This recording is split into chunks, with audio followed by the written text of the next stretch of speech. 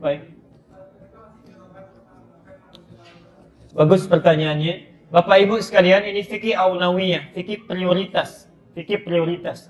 Kita sudah masuk misalnya ke masjid, kemudian kita lihat ketika kita sedang melakukan sholat itu, baru 1 rakaat, kemudian iqamat sudah dikumandangkan. Apa yang harus dilakukan? Ya. Pertama, sebelum sampai ke kasus itu, kita harus berkaca diri dulu. Ya. Masuk ke masjid, lihat waktunya masih cukupkah dengan sholat? Masih cukup tidak? Ya? Nah, hanya persoalan ini barangkali di masjid tidak ada petunjuk waktu. Jadi begitu masuk sholat, tiba-tiba iqamat, apa yang dilakukan? Maka yang dilakukan, lihat dari fikih prioritas, hukumnya dipadukan dulu. Dibandingkan. Hukum sholat subuh apa hukumnya? Wajib. Ya. Sedangkan 2 rakaat sebelumnya? Sunnah. Sunnah bertemu wajib, mana yang paling prioritas? Wajib. Maka gugurkan sholatnya, batalkan, kemudian langsung ikut pada yang wajib. Jelas ya? Pada saat antum memulai saja, pahala sudah diberikan. Masya Allah.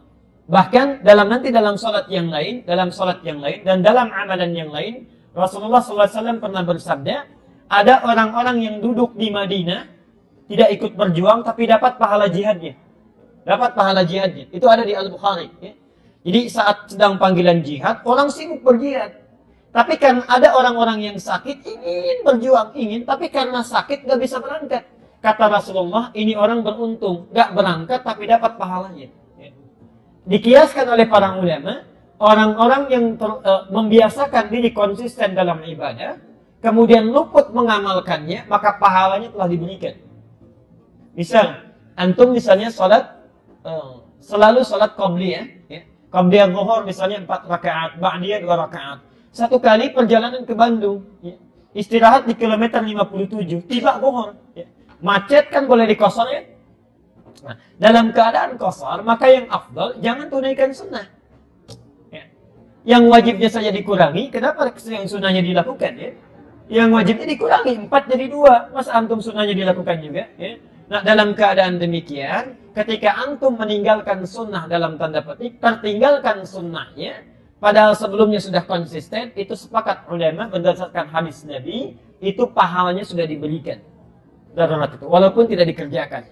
Tapi berlaku pada yang biasa sholat. Yang nggak biasa sholat nggak dapat juga, ya, nggak dapat itu. Baik, ya? Nah, ada kasus yang kedua yang tidak antum tanyakan.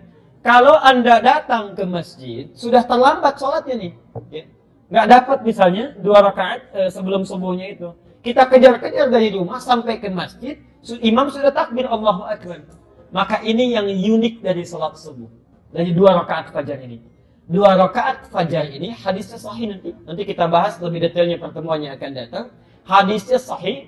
Bagi orang yang terlambat bangun bisa dilakukan itu dulu, baru kemudian sholat subuhnya. Bagi orang yang terlambat mengikuti jamaah, maka boleh dilakukan setelah sholat subuh itu. Ya. Setelah sholat subuh itu. Bisa dengan 2 cara. Cara pertama langsung bangun. Selesai sholat subuhnya langsung bangun. Kerjakan 2 rakaat. Tapi syarat yang pertama ini muqayyad lagi, diikat lagi. Dengan catatan, masyarakat di sekitar sudah mafhum, tahu tentang hukumnya. Ya. Tapi kalau tidak tahu, antum jangan lakukan. Jadi fitnah nanti. Ini kayaknya aliran sesat ini lain ya. Setelah subuh ada sholat sunnah lagi misalnya. Jangan lakukan. Tunggu sampai menjelang duha.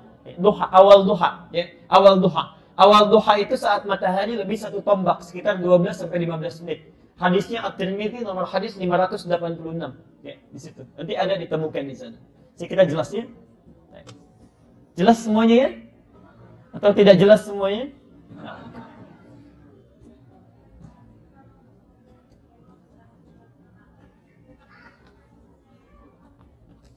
Sampai selesai? Apakah saat Allahu Akbar kemudian kita selesaikan? Atau misalnya selesai iqamat baru kita selesaikan?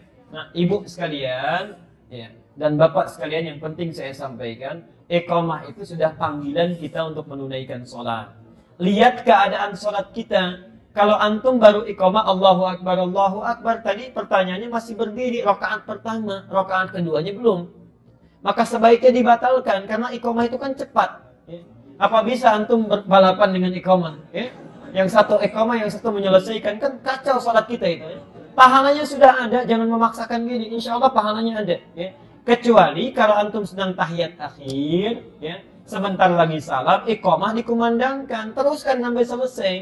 Kita prediksikan selesai iqamah kita masih bisa bangkit, itu teruskan, ya, teruskan. Baik. Sekira cukup ya.